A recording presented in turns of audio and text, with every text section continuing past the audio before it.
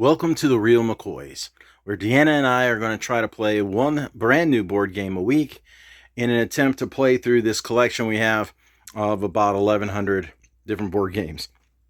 So this particular week is my turn to pick, and I've decided to choose D6 Dungeon. And you see I have two copies of it here.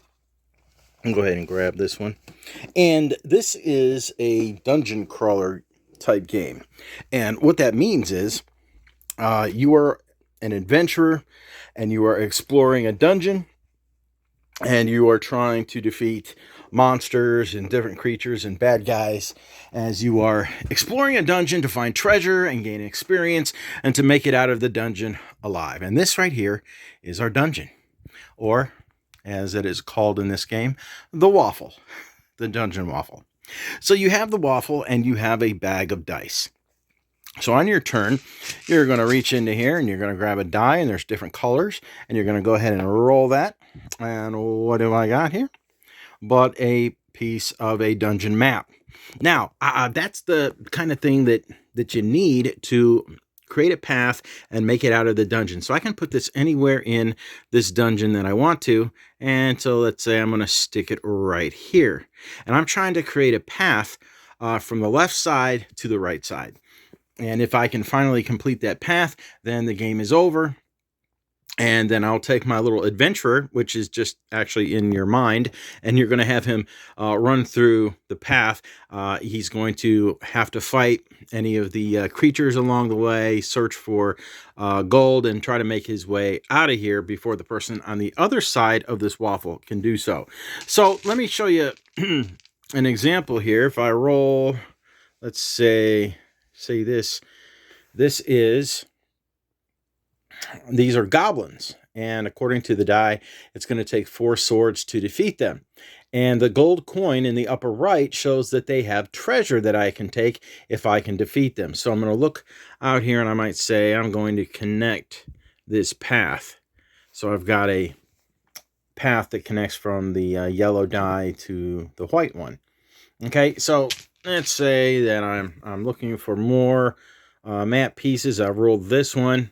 This is, I can zoom in on that. There we go. I believe that is a rat, and it takes 2 swords to kill it. So I might put it right over there. And you can see that I am in the process of creating a path from the left side of the dungeon to the right. All right, now it looks great on my side, but let's go around to the other side and see what it would look like from Deanna's perspective. Well, the yellow die here is actually upside down, but that's fine. It's, I believe that's an orc that requires 1 sword to kill him, but it is a passageway, and it connects to the white one, which has a spider web throughout it, which means you're going to need a sword to cut your way through the spider webs. It does not connect to the orange die.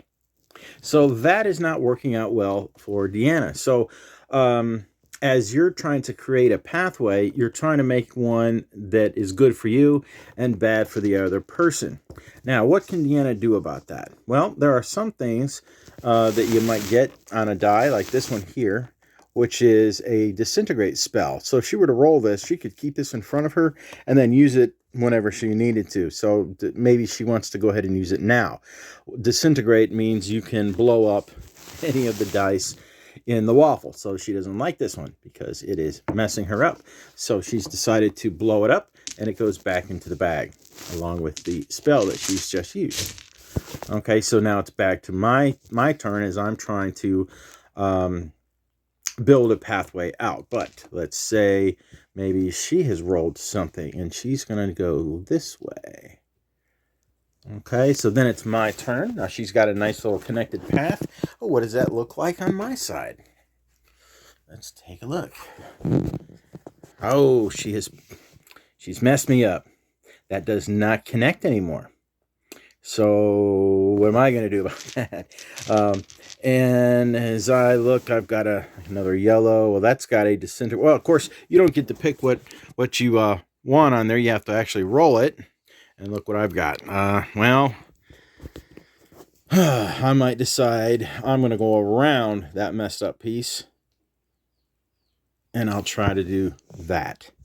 So now I'm going from here to here and down. And maybe, I can't do anything about that. I'm just going to leave it the way it is. What does that look like on her side? Oh, look at that. It helped her out. So she has the option of either going straight through and up, or she could come over this way and down. So she's doing pretty well over there. So there are different kinds of things you might get on these dice. Sometimes there are doors that require a key to open, or maybe a treasure chest or something like that that requires a key. So there's that. This one gives me 2 swords that I can keep and use later. This one has 3 swords on it. There's all kinds of these dice. This is a Vorpal sword. It allows me to kill any one enemy, no matter how powerful they are. So there's a dragon in here that takes 5 to kill, which is right here. So I could use a Vorpal sword and defeat him if I wanted to do that.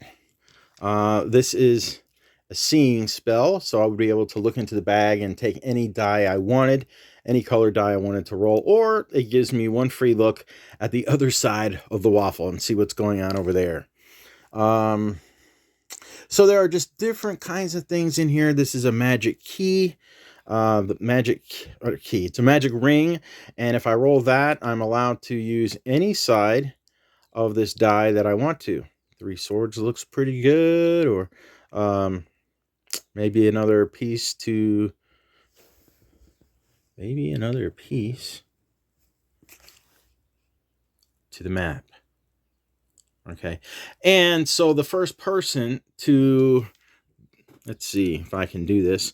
The first person to be able to finish a pathway all the way across to the other side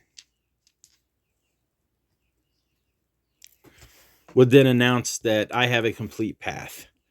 And now we're done. The other person has 1 more turn to complete their map, but they can't do anything that would mess up my pathway on this side.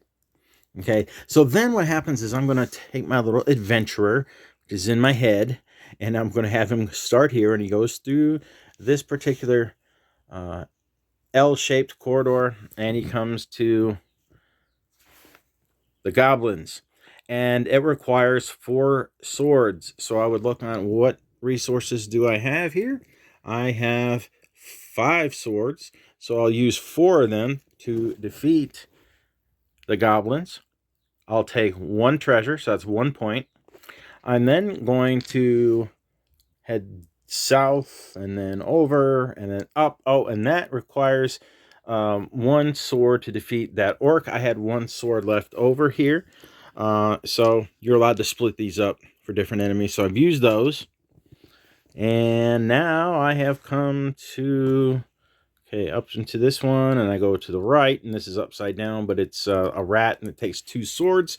And I don't have any more regular kinds of swords, but I have the Vorpal sword. I'll use that. I will then defeat the rat that doesn't have any treasure, but I'm able to continue on. And this is the dragon. 5 swords. I don't have 5 swords, and so that is as far as I can get on my journey through the dungeon.